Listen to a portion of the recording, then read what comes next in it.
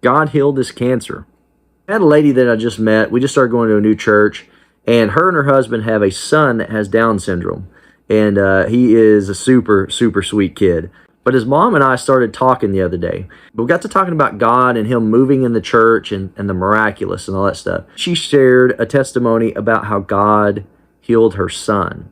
And I thought this was absolutely amazing. So a while back, her son started getting really sick and they couldn't figure out what was wrong with him. So some time went by and he was still really sick. Well, then he started having some issues with his foot. He was having a lot of, I think she said, twitching or something with his foot, and it was really bothering him. So they took him to the doctor and they did a full CT scan. And when they did the CT scan, they actually found out there were little tumors all over his brain and all down his spine. So this was on a Thursday when they did this CT scan. Well, that Sunday they took him to church, and he had been sick for a while. So this is the first time he went to the church in quite some time. And she said they went in the church and they told the church about it. And she said, just like in the book of James, the elders gathered together, they anointed him with oil, and they prayed for his healing. Well, she said the next day, on a Monday, they took him in to talk to the doctor about their plans for the chemo and all that kind of stuff. And then she asked him, hey, can we do another CT scan? And she said the doctor actually kind of got annoyed with her. He said, there's no reason to do another CT scan. We've already done it. And she said, please, can you just do another one? It would just make me feel better, and I will pay out of pocket if I have to. So after kind of resisting for a while, the doctor finally did another CT scan. Well, she said he walks in and he's white as a ghost.